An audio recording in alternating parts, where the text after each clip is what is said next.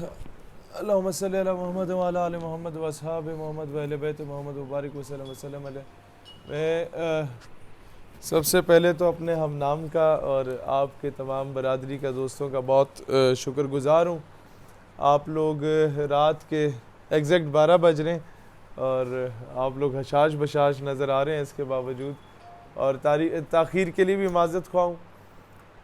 मैं 2-3 चीज़ें करना चाहूँगा आपके सामने डिस्कस, क्योंकि आपका जो शहर है ये इंडस्ट्रियलिस्ट का शहर है, इंडस्ट्रियल जोन है। हमारी 75 साल में जो गवर्नमेंट्स बनी उन्होंने ऐसी पॉलिसीज़ नहीं बना सके कि 22 करोड़ लोगों की जो आप समझे एक मैन पावर है उसे हम यूटिलाइज़ नहीं कर पाए कि हम बिजली प्रोड्यूस कर पाए। ये हमारे लिए एक बहुत बड़ा लम्हा फ़िक्रिया है। हमारी जितनी ही आबादी बांग्लादेश की है, वो बांग्लादेश जिसको ना हमने GSQ दिया था जब वो ईस्ट पाकिस्तान था, ना हमने उसे नेवल हेडक्वार्टर दिया, ना हमने उसे एयर हेडक्वार्टर दिया, ना हमने उसे स्टेट बैंक दिया, ना हमने उसे कौमी ज़ुबान दी, ना हमने उन्हें पार्लियामेंट दिया, ना हमने उन्हें सेनेट दिया। एक सूबाई असम्बली दी थी और बाकी सारी सूबाई असम्बलियाँ हमारे पास थी। वो अलहदा एक यूनिट था और हम अलहदा एक यूनिट थे। उसके बावजूद, बराबरी के तकाज़े ना देने के बावजूद, 24 साल के बाद जब वो हमसे अलग होता है, उसे बने 50 साल आज मुकम्मल होते हैं, उस बांग्लादेश में आपकी फैसलाबाद की सारी इंडस्ट्री ट्रांसफ़र हो चुकी है। उस बांग्लादेश में आज बिजली का फुकदान नहीं है। वो सब्सिडाइज़ कर रहा है बिजली के बिल्स को, सरकार ख़ुद दे रही है ताकि इंडस्ट्री ग्रो करे। हमने अपनी ख़वातीन को मांगने पे लगा दिया या घर में झाड़ू पोछे पे लगा दिया। बंगालियों ने अपनी ख़वातीन को सिलाई कढ़ाई पे लगाया है, जिनको हम कहते थे कि तुम लोगों के ये 2 टके का आदमी नहीं है। टका बांग्लादेश का करेंसी है जिसको हम लोग हकारत की निगाह से देखते थे। आज उस टके की कीमत हमारे रुपए की कीमत से बढ़ चुकी है। वजह यह क्योंकि आप सारे नौजवान हैं। मैं बजाय इसके कि जज्बाती बातें करूं, हम लोग सोल्यूशन ओरिएंटेड बात करेंगे। आज आप लोग मुस्तकबिल हैं इस कौम का। आपके सामने हमने वो बातें नहीं करनी जो जलसे में सियासतदान किया करते हैं कि असी आके दूध दी नहरा बहा देंगे या सोने चांदी दी सड़का बना देंगे। The least which is possible हम लोग वो बात आपके सामने आज रखना चाहते हैं। वो ये है, आपके पास हज़ारों मौके हैं।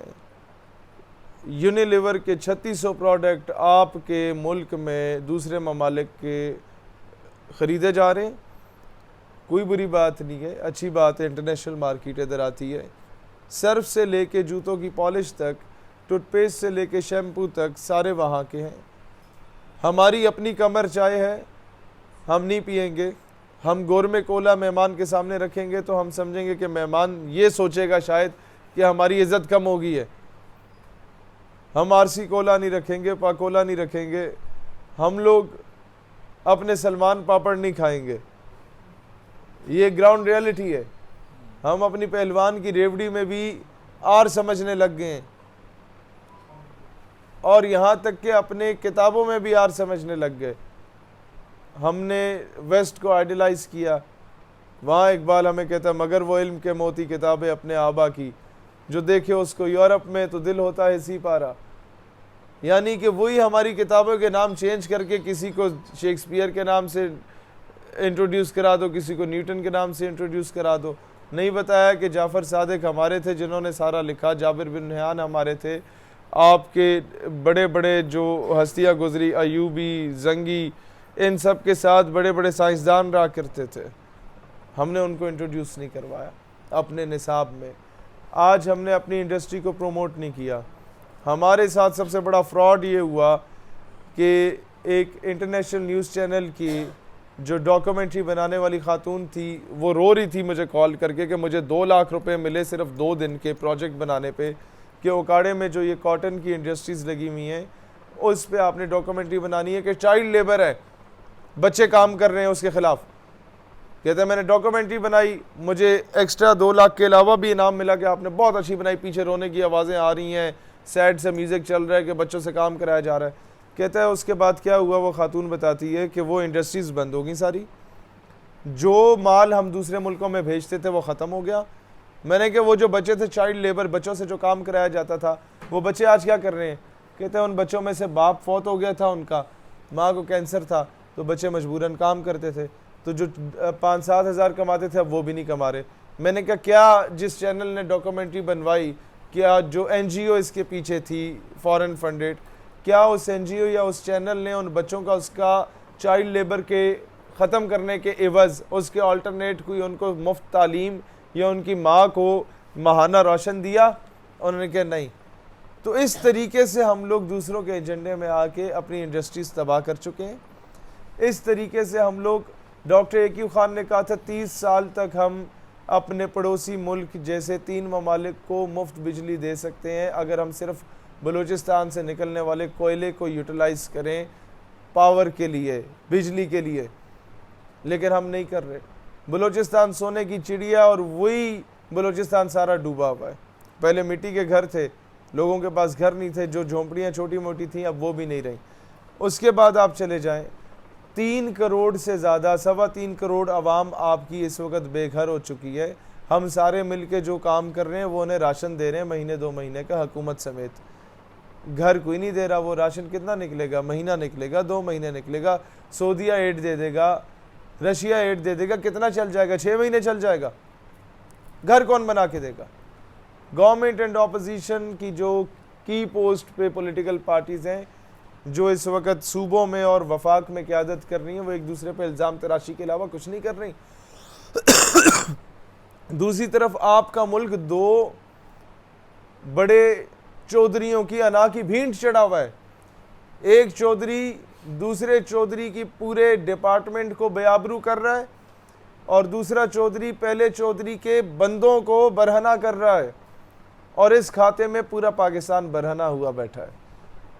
तो ऐसे सिनेरियो में मैं जो आप लोगों से रिक्वेस्ट करने आया हूँ, हमारे पास पाकिस्तान नज़रियाती पार्टी के पास हर किस्म का सोल्यूशन ओरिएंटेड मॉडल मौजूद है।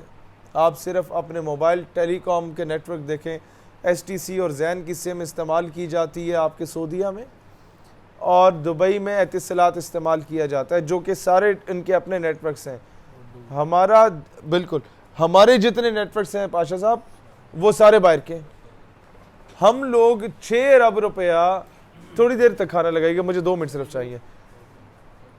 6 अरब रुपया रोज़ाना टेलीकॉम सेक्टर का हमारा मोबाइल कार्ड्स और पैकेजेस की मद में मुल्क से बाहर जा रहा है, और 8 अरब रुपया रोज़ाना नया टेलीनेट, ट्रांसवर्ल्ड टाइप के बाहर के जो इंटरनेट कंपनीज़ हैं उनके वाईफाई के नाम पे बाहर जा रहा है। हमारा PTCL अपग्रेड नहीं किया गया। PIA दुनिया में इतनी बेहतरीन थी, यानी सिर्फ इस पे आ जाओ, 6 + 8 14 अरब 1400 करोड़ रुपए रोज़ाना का बाहर जा रहा है। मल्टीप्लाई पे 365 करोड़ कितना बनता है? कर्जे उतरते हैं कि नहीं उतरते रियासत के? उसके बाद चले जाएं, दुबई में जमेरा लेक टावर्स में करोड़ों रुपए एक रात की मालियत है उन प्लाजों में रहने की, जो हमारे इस वक्त के फाइनेंस मिनिस्टर साहब के प्लाजाज हैं। 4 प्लाजे हैं, उनका पैसा कहाँ जा रहा है? चलो जिस तरह बने, मैं नहीं कहता कौम के ख़जाने से बनाए या अपने ख़जाने से बनाए, पैसा तो पाकिस्तान में रखो। तो ये शऊर आप लोगों ने बेदार करना है कि we must be a Pakistani and we must buy Pakistani. Mobile हमारे अपने नहीं है, किसी और के, चलो ठीक है। कमर चाहे तो साड़ी अपनी है ना, गोरमे खोला तो साड़ी अपनी है, कोई एक सर्फ भी साड़ा अपना होएगा। हमारा फैसलाबाद का कपड़ा हम लोग बहैसियत कौम इतने गिर चुके हैं, 400 रुपये का जोड़ा मिलेगा, नहीं खरीदेंगे। कराची जाके किसी ब्रांड का टैग लगा के 10,000 में वापस आएगा, हम खरीद लेंगे, बड़ा रीजनेबल है। दूसरा, हमारी कॉस्ट में आपके कपड़े की एग्जांपल लें, यही कपड़ा जाता है कश्मीर, यही कपड़ा आपका जाता है गिलगित, 2-4 हज़ार रुपये की हैंडमेड शॉल होती है। दुबई और बरतानिया में 20 से 40 हज़ार के दरमियान में हैंडमेड शॉल बिकती है। हमें वही 2-4 हज़ार रुपये मिल रहे हैं क्योंकि हम उसकी पैकिंग अच्छी नहीं करना जानते। उस पर अपना मेड इन पाकिस्तान टैग लगाते हुए हम शर्मिंदा होते हैं, जानबूझ के मेड इन इटालिया लिखेंगे। तुसी सारे इंडस्ट्रीयलिस्ट दी फैमिलीज तो तुसी आपे इस बात की गवाही दे सकते हो कि आपे सामान बना के मेड इन जापान जदों तक नहीं लिखोगे साडे मुल्क के लोग नहीं खरीदेंगे। जदों तक अपने मुल्क नूं तुसी आपे ओन नहीं करोगे, पाकिस्तान तरक्की नहीं करेगा। ये मैसेज आप नौजवानों ने पूरे पाकिस्तान को, स्पेशली फैसलाबाद की आवाम को देना है कि फ़ख्र से आज से बताना शुरू करो। मैं अभी उम्रा करके आया, तीसरी बार अल्लाह ने शर्फ बख्शा। मैंने वहाँ पर देखा, हम पाकिस्तानियों को सबसे हकारत की निगाह से देखा जाता है कौमों में, सबसे ज़्यादा साइड लाइन करके देखा जाता है, सबसे ज़्यादा डिपोर्ट हमारे बंदे किए जाते हैं। स्टिल देन मैंने वहाँ पर कभी भी वेस्ट कोट से अपना झंडा नहीं उतारा। वहाँ पाकिस्तानी तोप पहन के उनके ड्रेस में फिरते हैं ताकि पहचाने ना जाए। मैंने हमेशा अपना झंडा लगाए रखा कि अगर मेरा रवैया अच्छा होगा उन लोगों के साथ, तो शायद मेरे मुल्क का पॉजिटिव इमेज चला जाए। तो हमने कौम बनना है। जब हम कौम बन गए, पाकिस्तान तरक्की करेगा। कौम ना बने तो हम जीतने के बाद भी तरक्की नहीं कर सकते। एक ग्राउंड रियलिटी है।